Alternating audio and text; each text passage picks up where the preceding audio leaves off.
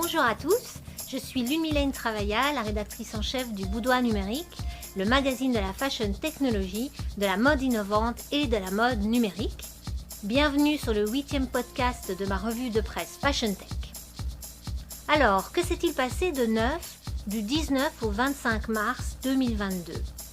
Le 20 mars, le concept store Colette, aujourd'hui fermé mais néanmoins toujours actif, a fêté ses 25 ans par un drop de NFT. Pas n'importe lesquels, puisqu'il s'agit de 25 NFT de Darcel Disappoint, le personnage de l'illustrateur Craig Redman. Le drop a eu lieu sur la marketplace NFT OpenSea. Le 21 mars, le grand magasin parisien Le Printemps Haussmann a dévoilé son premier virtual store, lié aussi à un projet NFT. Pendant 6 semaines, en achetant l'un des 30 produits de ce Virtual Store, chaque client pourra remporter un NFT conçu par Romain Froquet.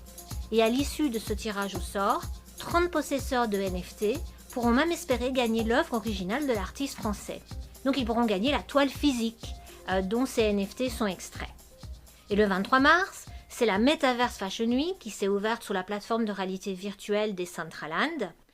Pour y accéder, rendez-vous sur decentraland.org. Là, vous cliquez sur Get Started ou Start Explore pour accéder à l'univers virtuel. Vous choisissez l'option Play as Guest, donc vous ne devez même pas créer un compte. Par contre, vous devez créer un avatar. Bon, ça c'est toujours amusant à faire.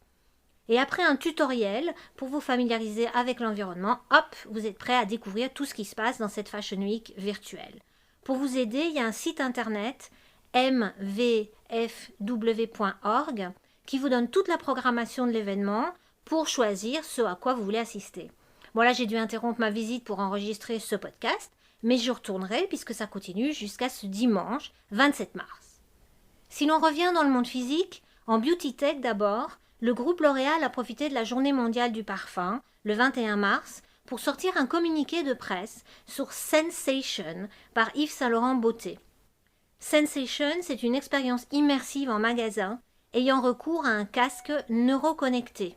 Ce casque est dit neuroconnecté car il utilise l'électroencéphalographie pour faire des recommandations de parfums. Sensation est le fruit de la collaboration du laboratoire d'innovation d'Yves Saint Laurent Beauté avec la start-up Emotive en bioinformatique. Emotive fabrique des produits d'électroencéphalographie portable. Sensation a été présenté pour la première fois dans le Dubai Mall, un centre commercial des Émirats Arabes Unis, en décembre dernier. En ce qui concerne la Fashion Tech maintenant, j'ai reçu le 23 mars un communiqué de presse sur la veste connectée Pikers. Cette veste est intelligente pour plusieurs raisons. 1. Elle dispose de pads chauffants qui s'activent grâce à des capteurs de température intégrés aux vêtements. 2. Elle possède des panneaux lumineux, 2 devant et 2 derrière, pour être visible dans le brouillard à la tombée de la nuit ou pour être repérée en cas d'urgence. 3. La veste embarque de l'électronique qui lui permet de détecter les chutes sévères et d'envoyer un message d'alerte à vos contacts par le biais de l'app de votre téléphone. D'après les informations communiquées par la marque, les tissus de la veste sont composés à 100% de polyester recyclé et son rembourrage à 100% de polyéthylène recyclé issu de bouteilles plastiques récupérées. Vous pouvez soutenir le projet de cette veste Pikers sur la plateforme de financement participatif Kickstarter jusqu'au 15 avril prochain. Puisqu'on évoquait le recyclage, à noter aussi que la marque de sport Puma est en train de tester un procédé de recyclage de maillots de football pour en créer de nouveaux dans une optique de circularité.